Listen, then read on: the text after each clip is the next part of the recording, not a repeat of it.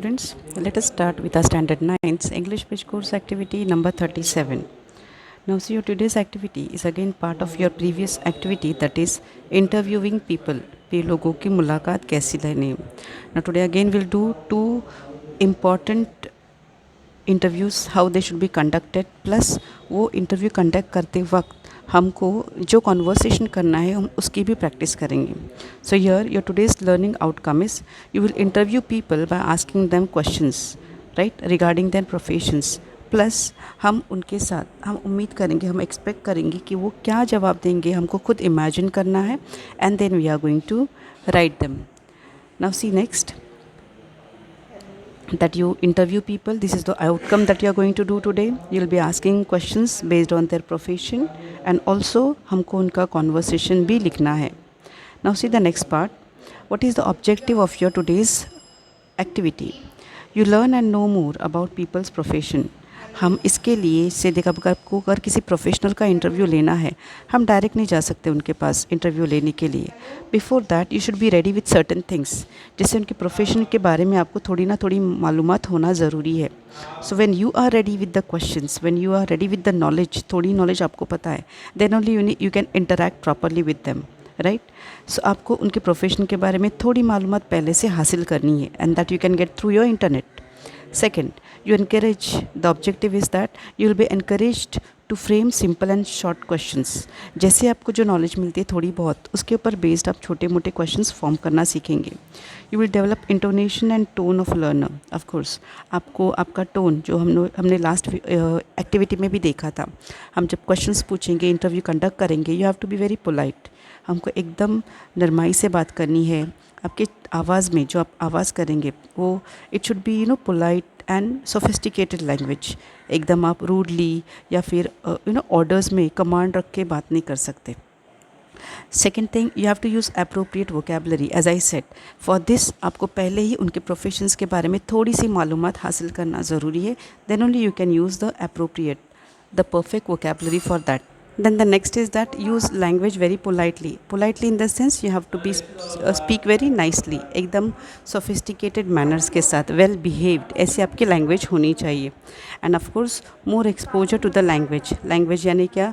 Language के लिए आपको क्या करना है? Language के लिए आपको खुद की vocabulary बढ़ानी है. So इसमें क्या होता है पता है?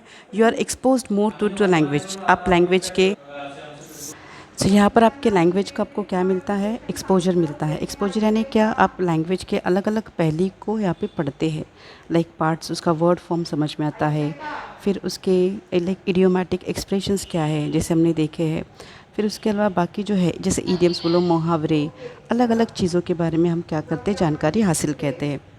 देन नेक्स्ट, अब यहाँ पे आपके टीचर्स आपके लिए क्या करेंगे? वो आपको जैसे आपकी जोड़ी बनाएंगे, हमने जो लास्ट टाइम देखे थे सेम वैसे ही है, वैसे क्वेश्चन आंसर्स फ्रेम होंगे, राइट. आप छोटे छोटे क्वेश्चंस बनाने के लिए आपके लिए वो आपको इनकरेज करेंगे एंड ऑल्सो आपको सही वोकेबलरी अगर आप लैक करते हैं तो टीचर आपको उसके लिए गाइड करेंगे. Then further what are you suppose to do? आप क्या करने वाले हैं? You will frame short questions. आप छोटे छोटे सवाल बनाएंगे, स्पेशली जो उस प्रोफेशन से जुड़े हुए हैं. जैसे अगर आप किसी डॉक्टर का इंटरव्यू लेने वाले हैं तो डेफिनेटली डॉक्टर के प्रोफेशन से जुड़े हुए आपको वर्ड्स या सवाल ही पूछने हैं, नॉट एक्स्ट्रा पर्सनल फैमिली के बारे में बिल्कुल नहीं. Use language moderately. लैंग्वेज एकदम हाई भी नहीं होनी चाहिए, एकदम लो भी नहीं. सामने वाले शख्स को उसका मीनिंग समझ नहीं आनी चाहिए. कि प्रॉपर सीक्वेंस ऑफ क्वेश्चन जो मैंने आपको पहले से हमेशा बताते आई हूँ, पहले उनको जो भी है लाइक पास्ट के बारे में पूछना है, then present and then you will come to go to the future. And also सही से बिगिनिंग होनी चाहिए और एंड भी होना चाहिए. कम से कम 10 सवाल बनाने हैं, उससे ज़्यादा या एक दो कम हुए तो भी okay, fine, that's fine. Now next, तो आपकी लर्निंग एक्टिविटी क्या है? देखो यहाँ पे हमको फेमस राइटर चेतन भगत, इनके बारे में क्या करना है, उनका इंटरव्यू लेना है. तो 10 सवाल आपको ऑलरेडी दिए गए, लेकिन यहाँ पर हमको क्या करना है, उनको सवाल पूछते वक्त जो सवाल दिए हैं उसका कॉन्वर्सेशन फाइंड आउट करना है कि वो आपको क्या जवाब दे सकते हैं. जैसे कि see the first question given to you is what was your motivation to take up writing as career? आपने मोटिवेशन जो लिया, जो आप करियर कर रहे हैं राइटिंग का, उसका मोटिवेशन, आपका इंस्पिरेशन क्या था? सेकेंड, आपने कौन कौन से नॉवेल्स अभी तक लिखे हैं? Third, You changed the trend of novel and made them short of around 120 to 100 pages. So what is your idea behind this? आपने आजकल क्या किया है, जो नॉवल का ट्रेंड है, नॉवल बोलेंगे जैसे कि हम नॉवल कितना बड़ा रहता है, 200 से 400 पेजेस तक भी जाता है, कभी कभी उसके पार्ट्स भी आते हैं, राइट, उसके पार्ट्स भी आते हैं. सो हियर चेतन भगत ने ये ट्रेंड पूरी तरह से चेंज कर दिया, राइट. कैसे? उन्होंने सिर्फ 100 या 120 पेजेस की इतना ही छोटा नावल बना है, यानी वन सिटिंग में जो रीडिंग हो सकता है. तो इसके पीछे की आइडिया क्या है, ये हमको पूछना है. फोर्थ है, which of your novels are adopted for the movie. आपके कौन से नॉवेल्स पर मूवी बनाई गई है. Then fifth, what difficulties did you face initially in this profession. शुरू में आपको इस फील्ड में क्या प्रॉब्लम्स आए, क्या डिफ़िकल्टीज़ आए. Which novels are you working presently now. अभी फ़िलहाल आप कौन से नॉवल पे काम कर रहे हैं. Then 7, where do you get an idea और थीम्स ऑफ नॉवेल्स फ्रॉम. आप जो नॉवल में लिखते हैं स्टोरी, कहानी, उसके लिए थीम या आइडिया आप कहाँ से लाते हैं. Then 8, which awards have you received for your work till the date. आज तक आपको कौन कौन से अवार्ड्स हासिल हुए. और 9वां सवाल है, you have presented different youth accepting challenges in life. He is charge with positivity and energy. So what message would you like to offer to the young generation of India.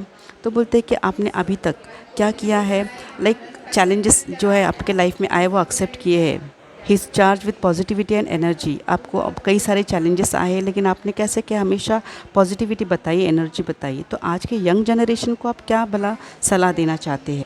And आपका 10th question है, what would be your message for upcoming writers. जो आने वाले writers है, नए writers आने वाले, उनके लिए आपका मैसेज क्या है. ओके, सो लेट अस सी कि इंटरव्यू कैसा लेना है. See the beginning part is given to you. पहला का सवाल है कि what was your motivation to take up writing as career. Writing को अपना करियर बनाना है, इसके लिए आपको कैसे इंस्पिरेशन मिला. तो चेतन भगत शुरू में कहते हैं, see initially I was fond of writing short pieces. Later I went in banking but it didn't interest me at all. यानी वो कहते कि शुरू में वो थोड़ी थोड़ी राइटिंग करते थे, लेकिन बाद में वो जब लाइक जॉब को लगे तो वो बैंक में जॉब करते, पर उनको एहसास हुआ कि banking was not meant for them. Banking उनके लिए कुछ दिलचस्पी नहीं पैदा कर सकता था. So I always felt that I was not made up for the profession. और मुझे एहसास हुआ कि बैंकिंग का प्रोफेशन मेरे लिए बना नहीं है, मैं ये नहीं कर सकता. So it never presented me thrilled life. क्योंकि बैंकिंग में क्या था, रूटीन जॉब था, 9 to 5 जो भी है, टाइमिंग है, जाना है, काम करना है, घर पे आना है. There was nothing something thrilling, कुछ एडवेंचरस, कुछ नया, एक्साइटेड नहीं था. So I decided to turn back to writing which always interested me. इसलिए मैं किधर मुड़ा, राइटिंग की तरफ मुड़ा, जिसमें मुझे हमेशा से दिलचस्पी थी. It gave me an opportunity to show my talent by exchanging my ideas with youngsters and it worked by the grace of God. इसकी वजह से मुझे एक चांस मिला, मुझे एक मौका मिला कि मैं मेरे आइडियाज़ आज के नौजवानों के साथ शेयर करूं. And yes, by the grace of God क्या हो गया, मेरा काम ये वर्कआउट हो गया, मुझे इसमें कामयाबी हासिल हुई. देन सेकंड क्वेश्चन उनको पूछा गया है, देखो क्या, see what is it. What novels have you written up to the date. आज की तारीख तक आपने कौन कौन से नॉवेल्स लिखे हैं. There are many actually, but हम यहाँ पे 2-3 ही लिखते हैं. देखो, 5.someone 2004 में लिखा गया था. The 3 mistakes of my life 2008 में लिखा गया था. 2 स्टेट्स 2009 में एंड रेवोल्यूशन 2020 में लिखा गया था. इसके अलावा भी उन्होंने बहुत सारे नॉवेल्स लिखे, पर हमने यहाँ पे गिने चुने 2-4 के नाम लिए हैं. सवाल number 3, sir you change the trend of novel and made them short of around 110 to 120 pages. What is your idea behind this? आपने जो नॉवल का ट्रेंड था 300-400 पेजेस का, वो चेंज कर दिया और सिर्फ 100 पेजेस पे लाके रख दिया. तो इसके पीछे क्या आपके आइडिया क्या है. तो वो कहते हैं, nowadays readers are not that patient. आजकल रीडर्स उतने पेशेंट नहीं, तो इतने सब्र नहीं रखते. They want to know the conclusion और the end of the story soon. वो जो भी पढ़ते हैं उसका उनको एंड क्या है जल्दी जानना है. So we all are aware of lack of time is today's most important thing. और हमको ही पता है आज की तारीख की सबसे अहम चीज़ क्या है, शॉर्टेज ऑफ टाइम. हमारे पास वक्त बहुत कम रहता है रीडिंग के लिए. इसकी वजह से मैंने क्या कर दिया, नावल का ये जो है लेंथ कम कर दिया. नेक्स्ट है, which of your novels are adopted for the movie. आपके कौन से नॉवेल्स पे मूवी बनाई गई है. तो वे बताते हैं, 5 of Chetan Bhagat novels have been adopted in Bollywood films. जैसे कि उनके 5 नॉवेल्स पर अभी तक बॉलीवुड में फिल्म बनाई गई चुकी है. जैसे 2008 में जो हेलो मूवी आई थी, वो उनके one night the call centre पे बेस्ड थी. 2009 में जो 3 इडियट्स मूवी आई थी, वो उनके 5.2 समवन इस नॉवल पे बेस्ड थी. काय पोचे ये 2013 में आई हुई मूवी, वो उनके the 3 mistakes of my life इस पे डिपेंड थी। देन आगे है 2 स्टेट्स, ये उनकी जो मूवी थी, ये मूवी उनके नावल पे ही बेस्ड थी, राइट। एंड देन लास्ट था हाफ गर्लफ्रेंड जो 2017 में आई थी, ये भी उनके सेम नावल पे बेस्ड थी, right. Then further, what difficulties did you face, आपको इस शुरू में इसमें कौन सी दिक्कतें आई, तब वो कहते हैं publishers and writers in the country have the problem of elitism due to which some of them are yet to accept me as writer since I use simple English and rooted to the ground. तो यहाँ पर ये कहते हैं चेतन भगत कि यहाँ के India के जो पब्लिशर्स एंड राइटर्स हैं उनको एलिट यानी एकदम हाई लैंग्वेज चाहिए, एकदम एडवांस्ड, राइट। तो वो लैंग्वेज मेरी नहीं है, बिकॉज मेरी लैंग्वेज कैसी रहती है, वो कहते हैं मेरी लैंग्वेज एकदम simple and rooted to the ground, because common इंसान, कॉमन मैन भी मेरी लैंग्वेज, मेरा नावल पढ़े, ये मेरी नीड है, ये मेरी डिमांड है, इसलिए मेरी लैंग्वेज क्या है, simple. But I regularly face abuses on social media which has become a part of my life now, और इस वजह से मुझे सोशल मीडिया पे हमेशा से अब्यूजेस यानी गलत बोलते, जैसे गालियाँ नहीं बोल सकते लेकिन बैड वर्ड्स हमेशा से आते, जो मेरी लाइफ का भी हिस्सा बन चुके, ऐसे वो कहते हैं। Then 6th question, which novels are you working presently on, अभी फ़िलहाल आपका कौन से नावल पे काम कर रहे हैं, तो उन्होंने बताया one arranged murder, right, based on a murder mystery. उन्होंने फ़िलहाल एक नया नावल हाथ में लिया है जिसका नाम है वन अरेंज्ड मर्डर, जिसकी थीम क्या है, एक मर्डर मिस्ट्री है। Then next question, where do you get ideas और themes of your novels from, आप अपने नॉवेल्स के लिए जो आइडियाज़ या थीम्स लाते वो कहाँ से लाते, वो कहते हैं that I started writing to get escape from monotony, यानी वो जो जॉब करते थे बैंक का, उसका जो मोनोटनस यानी रूटीन, वही घिसा पिटा जॉब था, उससे निजात पाने के लिए उन्होंने क्या कर दिया, बैंकिंग प्रोफेशन ज्वाइन किया था। तो उनके जो आइडियाज़ आते हैं कम्प्लीटली कॉमन लाइफ पे बेस्ड है एंड सोसाइटी के इश्यूज़ पर है। Next, which awards have you received by your work for your work till the date, आज की तारीख तक आपके काम के लिए कौन कौन से अवार्ड्स आपको मिले हैं, तो वो कहते हैं 2014 में I have received Filmfare award for the best screen play, in 2014 itself I got Zee cine award, and in 2015 I have got the CNN IBN Indian of the year of entertainment, ऐसा award मुझे मिला था। Then next second last question है, you have presented different youth accepting challenges in life, he is charge with positivity and energy, what message would you give like to offer to your young generation of India, आज के नौजवानों को आप कौन सी सलाह देना चाहते, तो वो कहते हैं shut your phones and ask questions about economy, सबसे अहम सलाह वो क्या देते हैं, आपके फ़ोन बंद कर दो और आज की हमारी जो इकोनॉमी है उसके बारे में सवाल पूछो। The youth of the nation must put down their phones and ask the prime minister Narendra Modi lead government questions about economy, वो कहते हैं कि आज के नौजवान है ना, हमारे फ़ोन साइड में रखने चाहिए उनके फ़ोन, और उन्होंने आज की जो गवर्नमेंट है, हमारी जो प्राइम मिनिस्टर नरेंद्र मोदी उसको लीड करते हैं, उस गवर्नमेंट को ये सवाल पूछने चाहिए इस इकोनॉमी के बारे में कि हमारी जो इंडिया की इकोनॉमी जो भी है चेंज होती जा रही है डे बाय डे, इतने चेंजेस जो हो रहे हैं उसके बारे में सवाल पूछो, बिकॉज इफ़ यूथ, अगर जवान ये पूछेंगे तभी कुछ हलचल होगी और फ्यूचर अच्छा रहेगा। नेक्स्ट 10th क्वेश्चन है, what would be your message for the upcoming writers, तो वो कहते हैं don't be afraid of abuses, जैसे आपको कोई दबाने की कोशिश करता है, आपको कोई गाली गलौज करेगा, बैड वर्ड्स यूज़ करेगा, don't think about it, what you have to do is you just put the right thing in front of the readers and bring the real out, जो हकीकत है बाहर लाओ, जो सच्चाई है रीडर्स के सामने पेश करो, किसी से डरो मत। सो हियर वी कंक्लूड, हमारा स्पीच यहाँ पे ख़त्म होता है, तो हम क्या कहेंगे, sir it's a pleasure that you are here and share valuable opinions, we are inspired by the way you have shown to our youngsters. We are very grateful to you and wish you success in your future work. Thank you very much for being here. इस तरीके से उनको शुक्रिया अदा करते हुए हमारा speech हम यहाँ पे कंक्लूड करेंगे। नाउ नेक्स्ट देखो, यहाँ पे और एक आपको what is it interview conduct करना है योर फेवरेट टीचर। अभी यहाँ पर भी क्या कर सकते हैं आप अपने हिसाब से थोड़े से चेंजेस करेंगे, बट मैं एक सैम्पल के तौर पे आपको बताती हूँ। देखो, interview of your favourite teacher, see here, a very good morning evening miss, हम यहाँ पे इवनिंग का लेते हैं, आज टीचर शाम में फ्री है तो शाम में इंटरव्यू ले रहे हैं। वी आर वेरी ग्रेटफुल, यहाँ पे थोड़े करेक्शन से वो कर देना, we are very grateful for your hard work dedication you put out in for our future, हमारे फ्यूचर के लिए आप जो मेहनत करती है, आप जो डेडिकेशन करते हैं, देते हैं, वो हमारे लिए क्या है, वो सच में काबिल तारीफ़ है और हम इसके लिए आपका शुक्रिया अदा करते हैं। We all really like you and appreciate you teacher, but today we all want to know about you in your own words. तो वो बाद में इंटरव्यूवी जो है वो पूछते हैं कि टीचर, हम सच में आपको लाइक करते हैं और आपको अप्रिशिएट भी करते हैं, लेकिन आज हम कुछ बातें आपके मुंह से सुनना चाहते हैं। So can you please tell us about how did you become a teacher? Was it your childhood dream और समवन मोटिवेटेड यू? क्या आप टीचर कैसे बने? क्या यह आपका बचपन का कोई सपना था, ख्वाब था, या आपको किसी ने मोटिवेट किया? तो जवाब देते हैं, yes you got it right dear, it's my childhood passion. As a child I always use to imitate my teacher and I did not realize how it became my passion and today I am a teacher with my lovely students around. तो ये कहते हैं कि yes, तुमने सही बोला या सही बोले कि ये मेरे बचपन का ख्वाब था। बचपन में ही मैं क्या करती थी, हमारे टीचर को इमिटेट कॉपी करती थी, वो जैसा बोलते थे पढ़ाते थे वैसा करती थी, और मुझे समझ में ही नहीं आया कि कैसे वो मेरी पैशन बन गई। And see today I am a teacher, मैं एक टीचर बन चुकी हूँ और मेरे बच्चों के साथ हमेशा रहती हूँ। Then next, how did you start your journey of teaching? अपने टीचिंग की जर्नी कैसे शुरू किए? It was very difficult to get a job the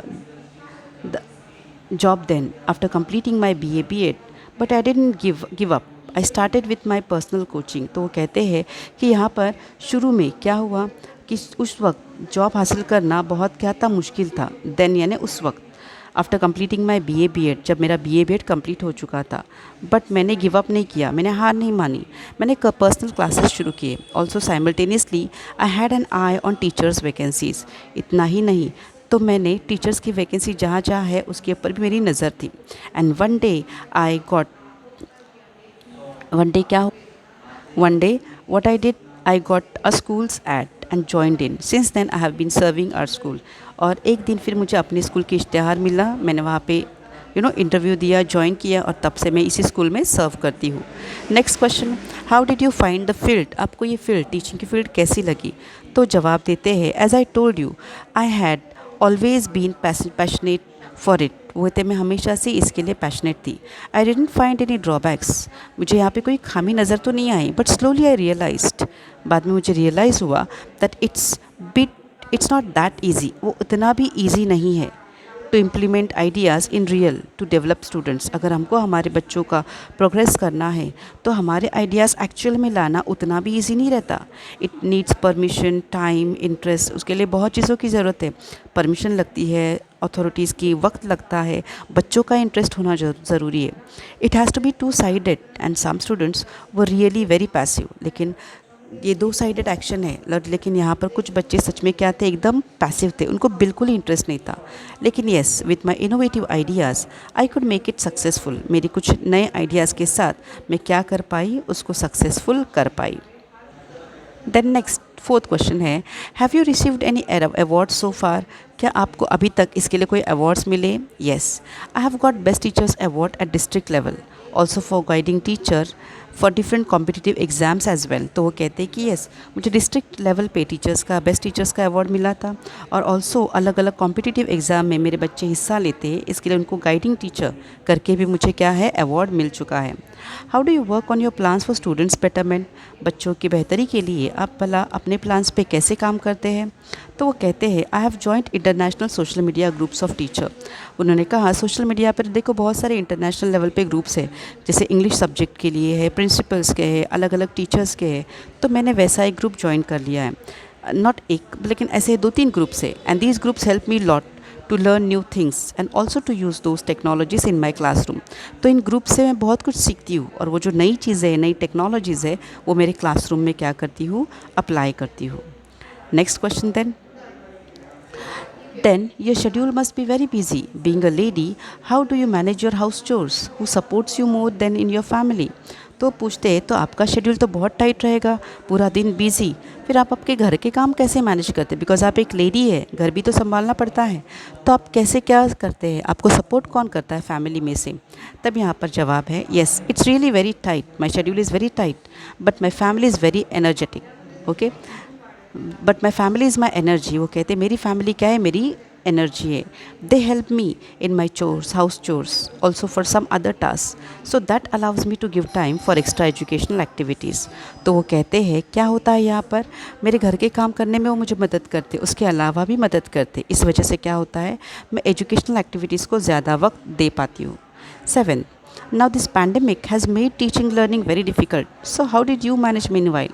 तो वो पूछते हैं आगे का सवाल कि इस महामारी में कोरोना के दरमियान बहुत टीचिंग लर्निंग की प्रॉब्लम हुई, तो आपने कैसे क्या मैनेज किया उस वक्त? तो वो कहते हैं this pandemic has really made the conditions worse. इसमें हालात सच में क्या हो गए, बदतर हुए थे. But yes, but as the electronic techniques were handy for me, it didn't trouble me a lot. तो क्या उन्होंने कहा कि इसके पहले से ही वो इनके टच में थे इंटरनेट के भला या और चीज़ों में, तो उनको उतनी दिक्कत नहीं हुई. फिर नेक्स्ट पूछा है उनको सवाल that so what are your future plans for the students progress. बच्चों के तरक्की के लिए आपके फ्यूचर प्लान्स क्या है? तो वह जवाब देते हैं I do work hard for something new and creative. मैं हमेशा कुछ क्रिएटिव या न्यू लाने की कोशिश करती हूँ. Always I am after these things. मैं हमेशा ही इन चीज़ों का पीछा करती हूँ या पीछे रहती हूँ. So I use YouTube channels, WhatsApp and other social media platforms to help students. तो मैं क्या करती हूँ, बच्चों को यूट्यूब चैनल के ज़रिए, व्हाट्सअप के ज़रिए या बाकी सोशल मीडिया प्लेटफॉर्म्स जो है इनकी मदद से बच्चों को हेल्प करती हूँ. And plan new things one after other. और उसकी मदद से एक के बाद एक नई नई चीज़ें मैं प्लान करते रहती हूँ. So next question, what is your message or what message would you like to give to your upcoming new teachers? तो यहाँ पर आंसर है that you be honest to yourself. आप खुद से वफ़ादार रहो. Do care and think about students. बच्चों का ध्यान रखो, उनके बारे में सोचो. Because it's we that are going to build our future generations that will develop our nation. Because ये हम ही हैं जो हम क्या करने वाले हैं, आने वाली जनरेशन का, आने वाली नस्लों का क्या करने वाले, फ्यूचर बनाने वाले, जो अल्टीमेटली हमारे वतन को, हमारे मुल्क को डेवलप करने वाले, तरक्की पे लाने वाले. So if we fail the country will fall. अगर हम फेल होते हैं तो वतन भी गिर जाएगा, मतलब टूट जाएगा. So grab this opportunity to do the best. इसके लिए इस मौके का फ़ायदा उठाओ और अपना बेस्ट इसमें डालो. नेक्स्ट है thank you so much man. उनका हम शुक्रिया अदा करेंगे. You gave us your valuable time and precious guidance. We wish all get teachers like you so that they will benefit it. It will definitely help our nation. Thank you once again and wish you all luck for new plans for students. तो वो कहते हैं इसके लिए हम आपको शुक्रिया अदा करते हैं, प्लस आपको बेस्ट लक भी देते हैं कि आप क्या करें आगे जाके, ऐसे न्यू प्लान्स बच्चों के लिए लाएं और उनमें डेवलपमेंट लाएं. ऑल्सो ऐसे ये भी दुआ करते हैं कि आपके जैसे टीचर्स और मिले और आए जो हमारे मुल्क को डेवलप करने में मदद करें. सो इस तरीके से 2 हमने इंटरव्यूज़ आज कंडक्ट के देखे. इसको हम लिखेंगे ज़रूर, पर try to do one thing, हम ये पढ़ेंगे. आप खुद पढ़ो और देखो इसमें किस तरीके के सवाल पूछे गए. बिकॉज जब हम रीडिंग करेंगे तभी हमको समझेगा कि सही से इंटरव्यू क्वेश्चन कैसे लिखने हैं और कॉन्वर्सेशन कैसे लिखना है. Right. So what have you learned, आज का आपका टेक अवे या फिर आपका आज का लर्निंग क्या है? That choosing appropriate vocabulary. किसको कैसे सवाल पूछने हैं, उसके लिए सही से वर्ड चुनने हैं और एक्सप्रेशन देने हैं. क्वेश्चन फ्रेमिंग स्किल, क्वेश्चन कैसे फ्रेम करने ये देखना है. आपको inspiration and motivation, you will take up inspiration motivation for your bright future. Of course आपको आगे जाके ये इंटरव्यू क्वेश्चंस, ये स्किल जो है राइटिंग स्किल डेफिनेटली हेल्प करने वाला है. ऑल्सो किसी के साथ शुरुआत, जैसे नए किसी शख्स के साथ मिलते हैं, कोई अनजान है, कोई अथॉरिटी है, तो उनके साथ बात करते वक्त बिगिनिंग कैसे करनी है, एंडिंग कैसे करनी है और पॉजिटिव टोन कैसे रखनी है, ये आपको डेफिनेटली क्या करेगा, हेल्प करेगा. That's it then, we will stop here. आज के दोनों इंटरव्यूज़ आज जो आपको हुए हैं कॉन्वर्सेशन आप पढ़ेंगे 1 से 2 बार और फिर नोटबुक में लिखेंगे. Have a good day.